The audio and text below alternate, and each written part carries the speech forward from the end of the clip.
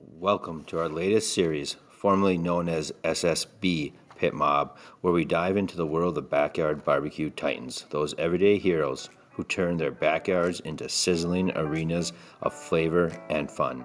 We're not talking about celebrity chefs or culinary wizards here.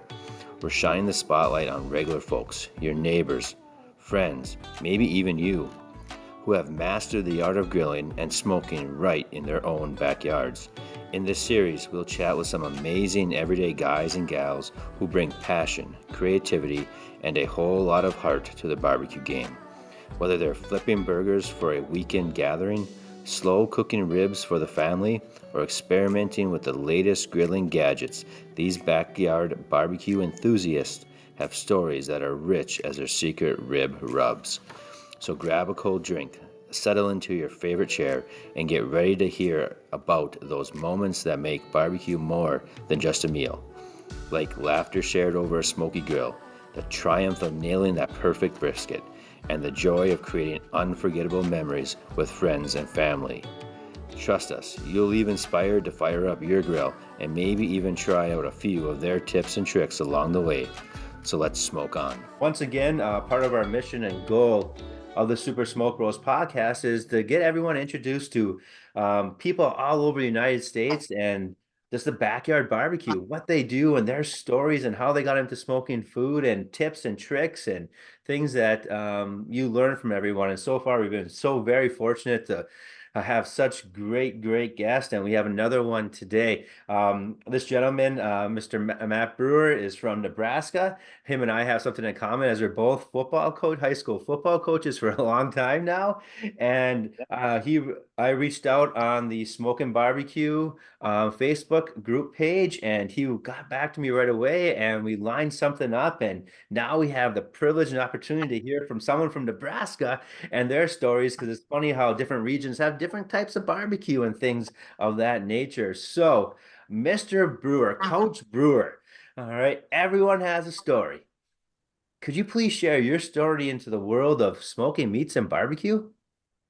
Yeah, I've been serious. I guess you can say serious about barbecue for about 5, 6 years now, right? Before that, it was, I started off with, I think a master built or mastercraft, just vertical smoker, the ones that you just plug in and they take the wood chips. Yeah. I'd set it up in the garage sometimes on a weekend and maybe smoke a brisket or a pork butt. And I didn't have square one idea what the heck I was doing. Right.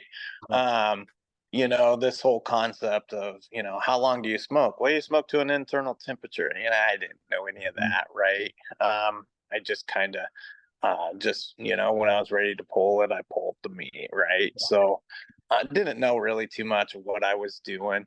Um, but more and more over the past 5, 6 years, just gotten really into it. And um, I took a trip post COVID. It would have been March 21. Okay, I went down to Unadilla, Georgia, which, if you know that right away, that's the home of Myron Mixon. Yep. So I did one of his classes and had an absolute blast. Um, the fun thing about the Mixons is, I mean, let's call it what it is. They're one of the most famous families in barbecue, and um, you go down there and you meet the entire family, all the kids, Myron and his wife, and they're all sitting there helping you. How you call the 800 help number today, you may talk to Myron Mixon's son. His wife called me or emailed me a few weeks ago because I was placing an order for some of his barbecue sauce and my address was coming up wrong. So just a super nice, helpful family. Mhm. And like I said, I went down there and just met some fun people, had a great time, and it just really sparked my interest. From there, just started doing a little bit of catering, and I guess by catering, just more smoking some pork butts and stuff for some friends here and there for graduations. I got a good friend that runs a restaurant here in town, and we started smoking a little bit of meats, and then he'd turn that into some really good tacos or pulled pork nachos. The guy's a genius when it comes to food. He's a legit chef and he knows what he's doing. So he's able to take my stuff and turn it into some really good food. And like I said, from there, just more, I got more and more into barbecue. YouTube and Facebook are your friends, in my opinion. If you're wanting to learn stuff about barbecue, YouTube and Facebook are your friends because you can look at videos from Myron Mixon, Heath Riles, the Blues Hogs people, um, Matt Pittman, all of that. You can get all that fun stuff from YouTube and Facebook and just learn a ton about barbecue. Probably no different than what you and I do for football, right? Hmm. If we want to Yeah. learn something new, I mean, gosh, you could go get film on outside backers from the coaching staff at Alabama if you search for it on YouTube, and you're going to learn something. So, Mhm. like I said, that's really kind of been my journey. I started doing competitions this year. I've always kind of wanted to. My oldest graduated from high school last year, so we were pretty busy in the summer. But now, have a little bit of free time, so just doing some competitions and, you know, uh, just having a blast doing that. So, like I said, I mean, that's kind of my journey into barbecue and um, where I'm at currently, current state. That is I'm like just taking this all in. You say Myron Mixon. So I got a question for you, and this is an off script, of course. Is so did you like learn he's a fast smoker. He's a fast one. He used high temp. Is that what he taught in his class? Yeah, I think he may go around 300 degrees Yeah. for a lot of the stuff for like brisket. Hmm. Um, I can't do that. I couldn't do that on any of my pellet grills, right? Yeah. I couldn't really go 300 and have it turn out, but I made the jump a month or so ago and got one of those barrel smokers from Gateway Smokers. Yeah. And the first time I used it, it was absolute disaster, right? Trying to control that temp and all that. And I mean, I wasted money burning the bottom side of ribs, but I'm picking it up, and now, I mean, yeah, I mean, you can. I haven't tried a brisket yet, but I'm absolutely convinced you could cook that brisket hot and fast on those barrel smokers and have them turn out to be really really good. Yeah, that's what I always like, watching those the barbecue shows with him. And he just everyone's up early and stuff. And here comes Myron, he slept in, life's good, and he still wins it. It's Oh and that's oh yeah. always well, that's so cool. And that's one thing I found is really cool in the barbecue world or community. It doesn't matter what level you are, people are just genuine. They really Oh are, yeah. and like I was, Miss became good friends with Miss Tina Cannon, down in Georgia. And like I had a question about fish, and so I text her and she calls me and we have a conversation for half an hour about it. I'm like, Sure. can't believe I'm talking to you about this stuff, but and then like, hey grill, hey, the Bullocks, sent me a bunch of sauces and things like that. It's just really good people in the barbecue. Everyone Yeah. wants to help out. Well, that's just it. Anybody in any industry that has knowledge, if they're a good person, they're going to share that knowledge, Yeah, right? that's And yeah, I keep going back to football. You and I know, yeah. you know, uh, some of your best college coaches, if they got time, will sit down with you and share information. Hmm. It's one of those people. That's how you learn, and Yep. that's how they learned. Yep. At the end of the day, that's how they learned. So, yeah, you're right. I mean, it's the competitions and barbecue. Everybody shares Mhm. information, and you pick up what works for you, what you get, what makes sense, and apply that. And eventually, it's going to all come together. You're going to get better at what you do. Yeah, definitely, definitely. Well put. Well put. So our second one, do you have a favorite food to barbecue or smoke? So I've been doing a lot of ribs right now, right? With competitions and stuff, and Hmm. just been practicing on that gateway smoker, that drum smoker, Hmm. on on ribs, but if I could choose, I'm telling you, to me, nothing beats beef ribs. I know brisket gets all the love on the beef side, but beef ribs to me are the way to go. Mm-hmm. So if I could just pick, I would sit down and smoke beef ribs any day. My family loves, it seems like it's always kind of considered a West Coast thing, but it's making its way more and more around. Is tri-tip. Yeah. You can do anything tri-tip. My family loves tri-tip Mm-hmm. tacos. So get down and smoke tri-tip tacos, or tri-tip and make them into tacos. We just absolutely love that. So yeah, beef ribs and tri-tip are kind of my go-to. Yeah, my family loves pork ribs. I mean, I told you Oh yeah. before we recorded up. My wife's in Boston right now, and I asked the girls what they want. They're like, "We want Miss Tina's party ribs." I'm like, "All right, we'll do Miss Tina's party ribs tomorrow for supper, and things." But I love a good beef rib. That dino rib. Oh man, Oh yeah. yeah, you can't. You're right. You can't. Like I did one on. Uh, I have way too many smokers, but on the Weber Rocky Mountain, I did that on it, and oh, it was so good. It was so good. So, um, Definitely, definitely. yeah, so I agree with you there as well. Tri-tip, that's the first piece of meat I had to throw away from smoking because I did so badly on it when I first started. Oh wow, yeah, Yeah, yeah. but I do No, love a good tri-tip, I never had it, like you said, West Coast, to my brother-in-law. I moved out to California, then first time I had it. So yeah, good. Oh, great answers, great answers. So you kind of talked a little bit about this, but what are all the grills and smokers you have in your arsenal, especially, being now you're a competition smoker. What different things do you have? I know you talked about the barrel one, and I think you mentioned pellet too as well. yeah. So I started out. Um, oh, I don't know. I think I got about six smokers. Um, we talked about the barrel smoker, right? The Gateway Mhm. barrel smoker. I just got a Rectech Nice. to take the competitions to kind of have a nicer pellet grill there for sides. Hmm. It's still sitting in my garage without the legs on it, so I mean that tells you I haven't had time to put it all together. But Yeah. I did get a Rectech for that.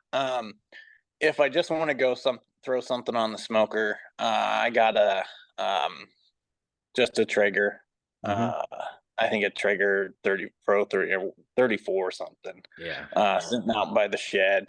Um, when I was down at Myron Mixon's, I did get one of his pellet, the Bark 3600. It's one of the big ones. Cool. I use that if I'm smoking a ton of meat.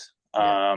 I think it can hold maybe close to 20 some pork butts. So yeah, if I want to cook mass quantities and don't want to mess around with it a ton, I break out that Myron Mixon. Um, I do have a pull behind smoker, reverse flow smoker. Hmm. I got it from a guy named Smoke down at Lake of the Ozarks. So Oh, I mean, yeah, the dude's name was Smoke, man, and he that's was just awesome. yeah. So I do have that pull behind smoker, and I use it quite a bit. I use it. I have a barbecue competition coming up. It's one that I actually put on here on the 27th. So I'll roll that into town and use it to kind of just make some sides Yeah. for people to stop by. Cool. Um, and then I have a what is it? Master built gravity Oh yeah. smoker. Yeah. Uh, what I found with that is it's really good for turkeys.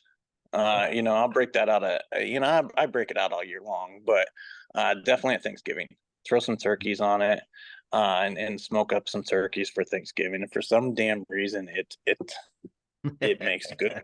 The turkeys always turn out well on that master build. So, and like I said, it's just a gravity smoker, a little charcoal gravity smoker, and Mhm.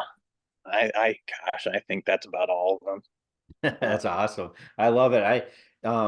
I just learned so much, like with the guests that we have on here, and they're different smokers. And what I'm finding too, and someone told me this, each smoker, they have their own little different way they cook, and they do things maybe better, certain types of cuts better than other certain types of cuts. You just Yeah. gotta find how to use it. And he's like, it's okay, they're okay to have five or six because they all probably cook something really, really well and something not so Oh good. yeah. Hmm. No, no, man. I make some jerky, and I won't smoke the jerky on anything other than the Traeger. Hmm. I don't know why. It turns out well on the Traeger. Yeah. So Yeah, definitely. you That's what know, I'm finding out too. So I've been kind of like you said that story. I had my students build me a giant offset. And so yeah. I'm learning how to do that. I think I smoke like just to learn how to control the temperature. I didn't even put any meat on there. I was just trying to for hours trying to learn how to control that temperature and stuff like that. So it's all learning Yeah, process too. So yeah. absolutely. Yeah. Absolutely. Let's see. Our next question here.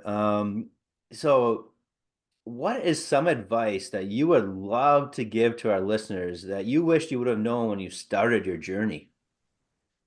To me, gosh, I can't just limit one thing, Yeah. right? I can't just limit one thing.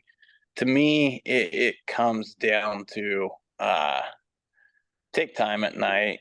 If you're serious about stuff, and go to YouTube or Facebook. Mhm. Go to these Facebook groups, and especially Heath Riles. Heath Riles has been great lately, putting stuff out. Matt Pittman has been really good with Me Church, just putting out these videos, and like I said, you're gonna pick up little things here and there.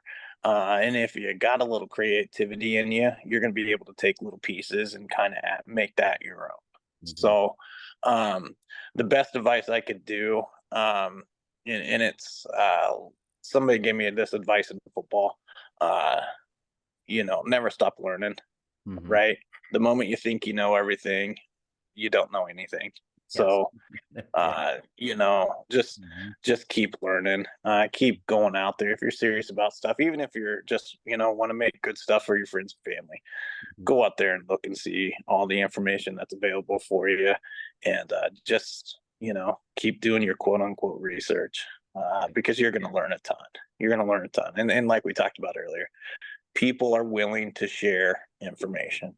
Mhm. People are willing to share information. And eventually, as you know, you're going to find which people kind of know what they're talking about, and which Yeah. people are, well, I'm going to make a Facebook video. And, Mhm. I mean, you and I probably tried recipes where we're like, oh God, that was horrible. Yep. you know, Yep. but, Yep. Yep. Yeah. Yeah. I so tend to stick in now. I got, like you said, I learned who I really, okay, this is spot on. And I stick with them. I do go out my comfort zone though, too, quite a bit. yeah, So yeah, yeah, that's what no, makes it fun, I think, just try different things. And that's what I love. It's like, going back to that thing of football, every football coach tries to reinvent the wheel, but it's really the same process. And oh yeah, that's with barbecue too. It's the same process, and just taking your time and let the meat do its thing. You can never rush barbecue. You can never set a time when it was time to eat. So, you know, no, no, no. And you'll learn something every cook. yeah. If you're paying attention, you'll learn something every cook. So So, Matt, this is a little off script here, but just came to me when I was talking. So being, in your competition, and knowing that it's really hard to, pinpoint when meat is going to be done in the smoker. How was it that your first time trying to get your meats in time to turn in? Does that make sense? yeah, yeah. So the first time I did a competition, I used my reverse flow, Hmm. right? And um, it started off, the meat started cooking really, really fast, Hmm. right? Started cooking super fast, and I started panicking. And my buddy was doing this, doing the competition right next to me. I'm like, oh gosh, here we go. This is gonna be a disaster. Oh gosh. And so then I turned the temp down, right? I got the temp down really low on my smoker, and like I said, I was using the pole behind. Hmm. Okay, and then stuff kind of went into a huge stall, and then it was a huge rush to get things finished, you Hmm. know so the lesson I learned from that, and the lesson I would share with everybody, is know your equipment. right? Know your equipment. Mhm. And what I did from there is I ordered the dang barrel smoker. Yeah. And I decided, you know what, this is what I'm going to use. Mhm. This is what I'm going to use. So the next competition I was in, I put my two racks of ribs that I was going to turn in. I was Mhm. going to choose from, and then they wanted us to smoke so many extra racks, so we just threw that on the pole behind and just said, okay, Yeah. when they're done, they're done. You Yeah. know, um, but practice, practice, practice, right? Mhm. And practice under different elements too. Oh, yeah. I don't know what it is in Nebraska or in Wisconsin, but in Nebraska it's windy, Mhm. right? It's windy a lot during the spring and fall, especially, Mhm. and even with a barrel smoker, right? If you're familiar with a gateway barrel smoker, it Yeah. doesn't have a side panel that you can open. It just has the two outlets and then the chimney on top. Mhm.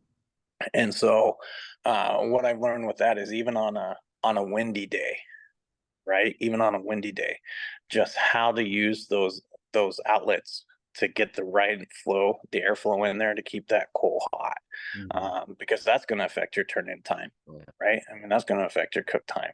So, like I said, I don't know if I have just one answer for you on that, Yeah. No, but I was know just your I was equipment personally and know your wondering. Yeah. know Yeah, your element. I was just talking to you, and then we were talking about things, and it kind of just clicked. I'm like, I wonder, because I've always wondered, because my two other guys that I do the podcast with, we have talked about doing a competition. There's a couple Yeah, of small ones here in Wisconsin. It's not very big in Wisconsin, but there's a couple of small ones here. And I thought about, you know what, maybe we should try that. But then we're like, then I'm trying to start playing through my head all this different scenarios, and that's one of them. Like, oh, you never know when meat's going to be done. So what happens if it's, that turn-in time yeah, is scary. So yeah, yeah. And the biggest advice I could give on ribs, you may know that throw out that 3-2-1 method. yeah, I know that's popular. I know it's popular, but mhm, in any competition with any sorts of elements, that 3-2-1 method is going to be out the window quick. mhm, So, yeah, you gotta eventually learn by look and feel, yeah. how the meat's progressing, and if you need to up the temp a little bit, Mhm. um, what you need to do to respond to that. Yeah, that's kind of been like my next thing. I've been talking to some of the guests about is like, I use the probes, but just like you see these masters that when they just touch the meat, they know. And so so I've been practicing that, trying to get to that. And I think I got brisket down pretty darn good. Oh, But trying to learn the other ones, I'm still getting there, but the only way to do it is to do it. So, yeah, that's great and I'll advice. be honest, I still don't know that stuff either. I trust me, I got the probes in the Yeah. meat. I can kind of start telling with pork ribs, right? Just a little Yeah. bend method. Like, Yeah. okay, these are pretty close to being done. Hmm. Yeah. But at the same time, I mean, I don't. This is just still being new. Yeah. Um, I don't want to pick up those racks of ribs and bend them until I know that they're probably pretty close to being done. So, I That's a mean, great it's point. yeah, as much as people say, well, just use the bin method and all that. Well, great, but I'm not going to keep picking it up every 10 minutes to Mhm. say, hey, well, these are bending nice. So Yeah. there's still a world for probes at Oh the end yeah. of the Oh day. yeah. I still all the time, and sometimes I see the internal temp, then I'll feel it. Okay, this is what like a 203, 205 feels like. Okay, and that just helps me. I'm just being like my students, trying to learn. Sure, absolutely, Yeah. absolutely. So moving on here, Matt. Is there a favorite tool that you use as, being a backyard barbecue, or we can even go to your competition barbecue? Is there some kind of tool that you would recommend to our listeners? My iPhone to look at those videos I keep talking about. I mean, that's my favorite tool. Yeah. Um, but at the end of the day, probably, probably like we just talked about, probably temperature probes. Mm-hmm. You know, um, uh, e- at the end of the day, I'm gonna have, I got an Inkbird that has 4 probes on it.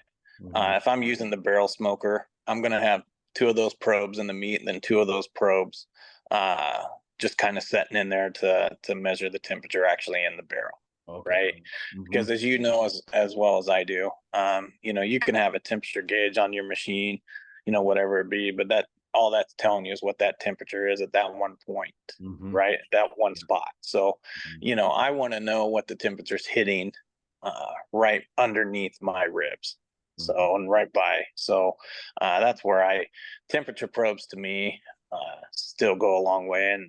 And I'm always taking excess batteries with me to these competitions because I can't, those things can't fail on you. Yeah, I no, mean, you're right. I want to know what the temperature truly is right around those pieces of meat. Yeah, that's a great point. That's something I just started doing.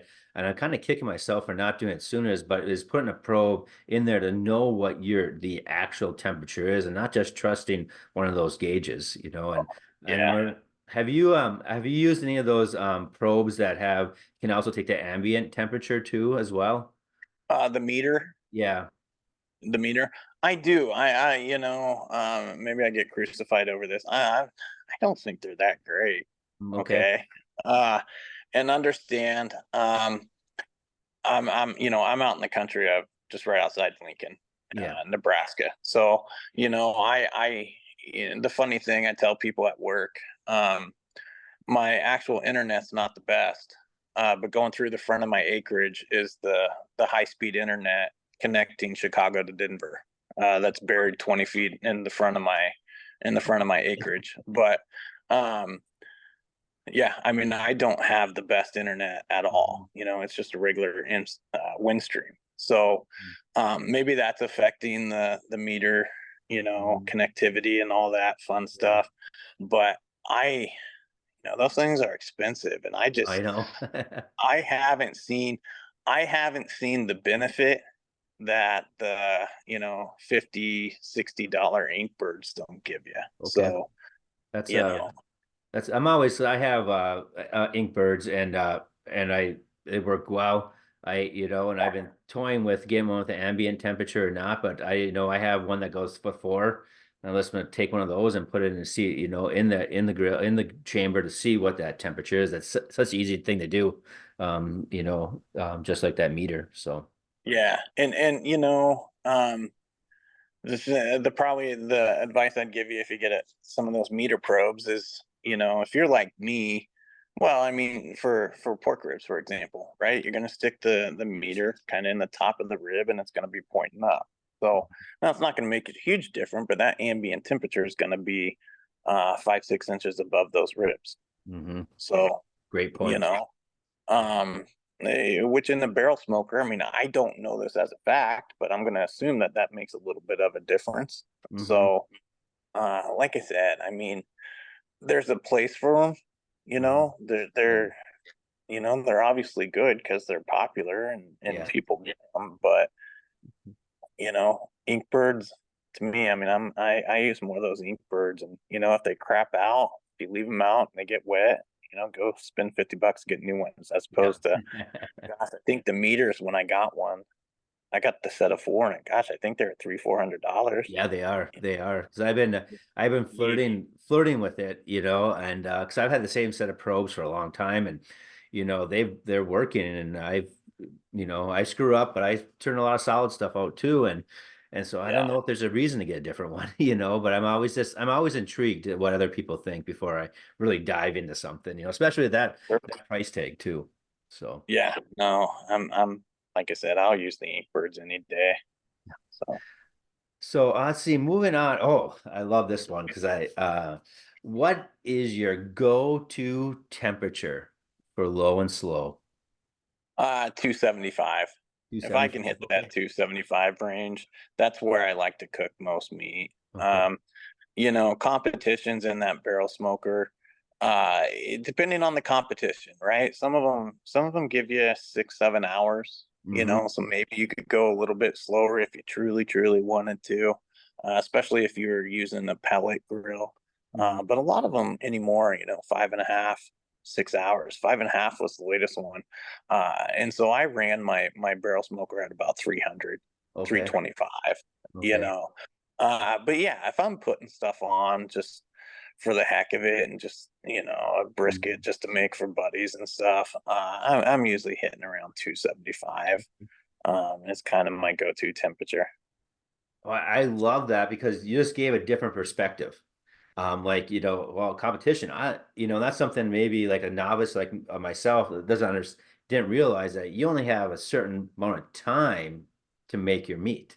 And so you gotta probably cook at a higher temperature like you do. Absolutely, absolutely. And here's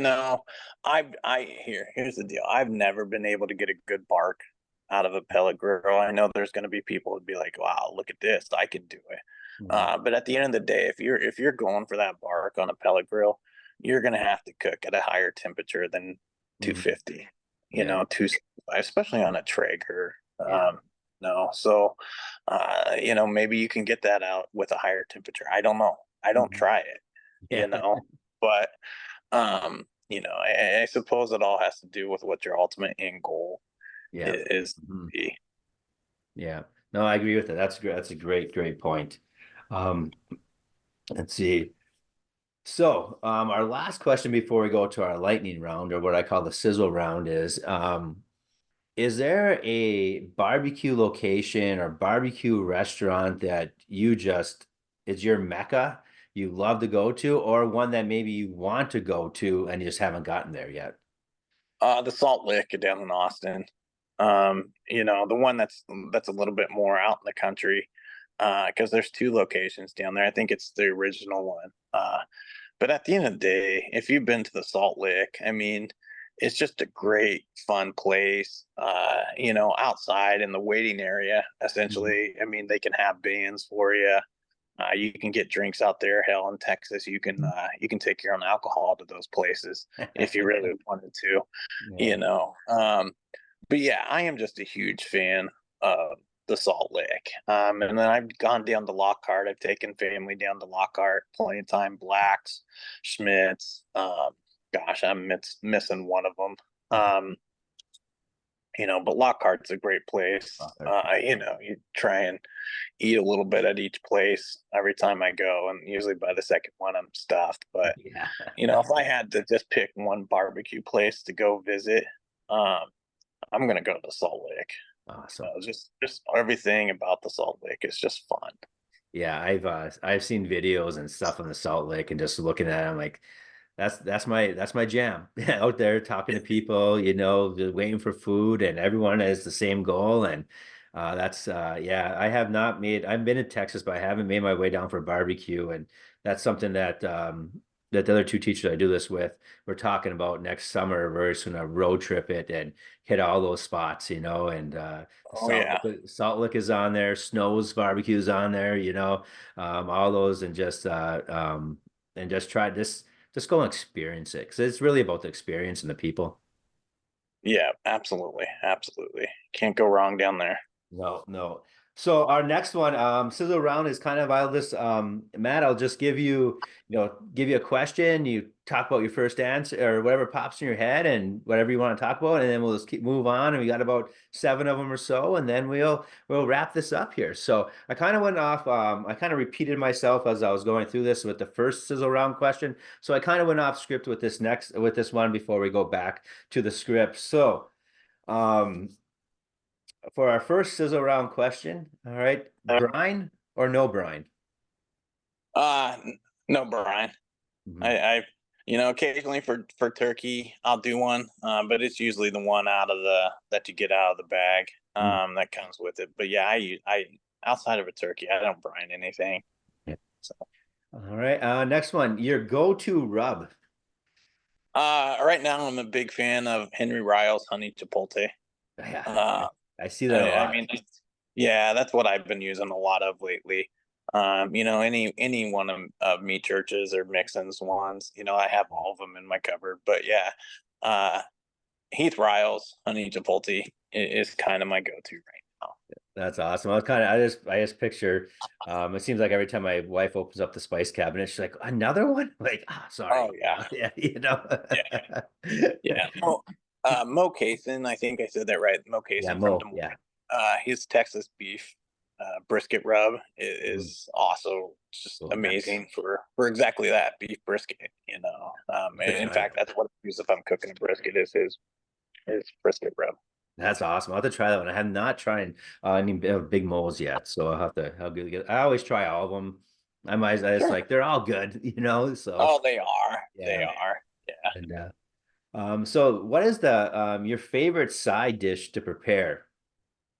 Um, Mac and cheese. I'm Yeah. trying to find a good mac and cheese recipe. I can tell you a story. My first competition, I went up to Podunkville, Nebraska, and did there was going to be a People's Choice. Mm-hmm. So I got really cute, and I'm like, I'm gonna just make this just amazing. I did pork belly brisket style, Ooh, yes. and I sliced them and I put them on taco shells, and then I pickled some veggies, Mm-hmm. and put a little Korean barbecue sauce on it, Ooh. right?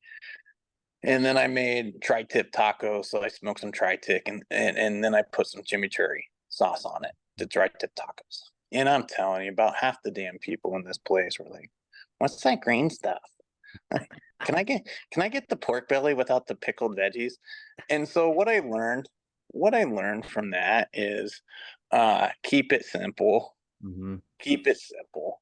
Yeah. And at the end of the day, the kids like mac and cheese. My kids like mac and Yep. cheese. If I'm Mm-hmm. ever doing a People's Choice again, uh, I'm gonna do mac and cheese. Yeah. The last one I went to, I actually did mac and cheese, brisket mac and cheese, Ooh. and two other people there did mac and cheese too. You Mm-hmm. know, Yeah. so the keeping it simple, and so that's where I've been making a lot of mac and cheese lately, uh, because number one, people like it, and it's somewhat simple, Mm-hmm. right?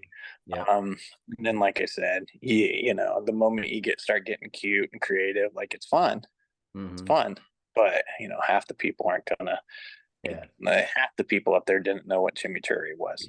So, you know, I Yeah, mean, I know. I'm like myself. I use that Korean. I've been all over that, all over oh yeah, it. you know, But, uh, yeah. uh, People didn't so want the Korean barbecue sauce on their tacos. It's just like, yeah, like I'm not winning this People's Choice. You can tell yeah. that right away. Uh, favorite barbecue sauce? I'm a big fan of anything Blues Hog.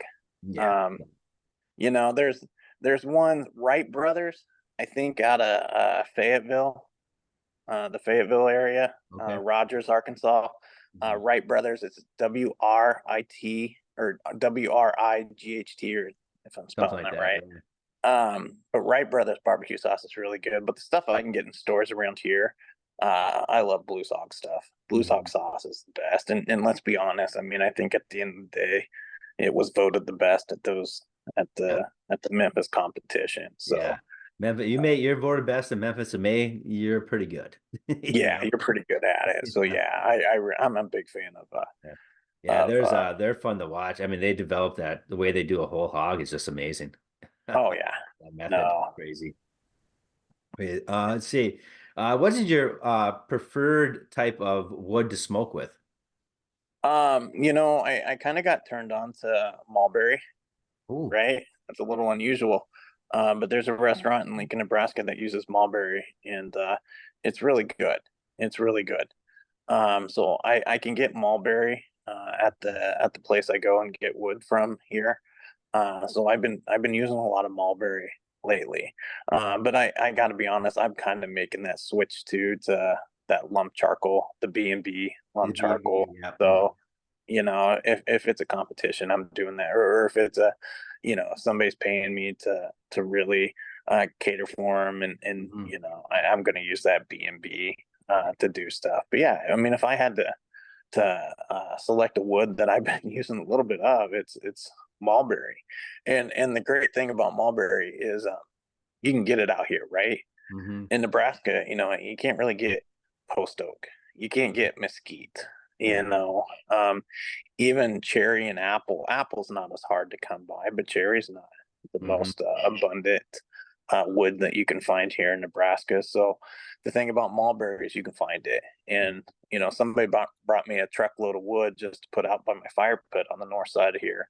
And he's like, well, this is all mulberry wood. So, like, bonus, Yeah, awesome. Good So, for that, um, that's another point you brought up. I just don't think about it's region wise too, is what you find, like I'm like think about that. We have we cut down a lot of apple trees at my cabin up north in upper Michigan, and we have a lot of apple and I use it all the time. But it's really, we don't have mulberry, but gosh, I'm intrigued, that's for sure. we can get Yeah. mulberry and apple, hickory, but yeah, I mean, all these, hey, I love Texas barbecue and I know they use post oak. Well, Hmm. I can't do that here. Yeah, it's tough. Yep. Hmm. Is what it It's is. some people say this is the most important question of the sizzle round. Your favorite beverage to have while you're smoking, adult or not adult, doesn't matter. I'm a big iced tea person.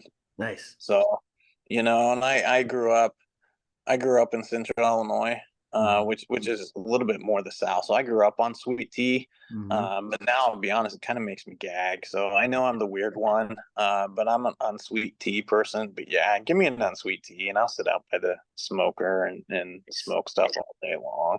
That's awesome. And our last one for the sizzle round, Matt, do you have a go-to music or a station or a stream or a genre of music that when the smoker's fired up, you know it's going? I'm a big Jimmy Buffett person. Yes. No, I'm a big Jimmy Buffett person. I mean, I've been to a lot of his concerts.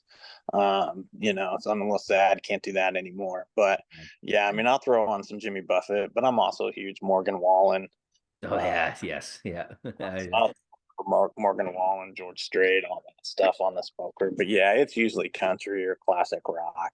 Yeah, Uh, I'm the same way. I always like there's a hip hop barbecue, there's country barbecue, oh, classic hip rock hop barbecue. barbecue. Yeah. And I put depending on what mood I'm in, one of those is on. Yeah, no, I throw the hip hop barbecue on sometimes for football practice because Oh yeah. um, that's old school. Dr. Dre, Snoop Dogg. Yep. Well, So I yeah. do too, and I make sure I have the sensor thing on it for Oh practice. yeah, better Yeah, have so that. then it's because I learned my lesson. Tell the kids it needs to be censored. All of a sudden something slips and the music goes off. So Oh, I've learned that the hard way too, my man. yeah. Yeah, I've been there. Oh, so Coach Brewer, man, it's been an honor to have you on here. That wraps up, but I always give an opportunity at the end for my for the guest. Is there anything else you'd like to talk about, or you want to bring up, or something that you found important throughout your barbecue journey? No, I mean I keep saying it. Just share information. Mhm. I mean we all kind of connect on these Facebook groups. Don't be a jerk on there. Yeah, You no know, kidding, right? be encouraging, share your information, and help each other out Hmm. because that's what it's all about. That's the fun thing about competitions. 99% of the people you're going to meet at competitions are all, oh yeah, here's what I do in this case, or here's what I've done. They're Hmm. going to share that information Yeah. because again, at the end of the day, even from Myron Mix and Blue Sog, all those people, we've all started out in the same place and not knowing Mhm. anything. Yep. So Hmm. you don't get to be good by just all of a sudden it pops in your head. So share information, be uh be a good teammate to each other. Yeah. And just like what I find about barbecue is you can relate it to anything in life. Like it's just like just be good to people. Whether you Yeah, agree or disagree, just be good. Just that's yeah, barbecue in a nutshell, for sure, for yeah, sure. 100%, 100%. Well, Coach, it's been an honor to have you on here, and we always kind of sign off our episodes, our podcasts with our kind of what we always say, smoke on. So, if you won't mind ending our podcast here tonight with our with saying smoke on. Yeah, no, smoke on, fellas. So have fun. All right, let's see.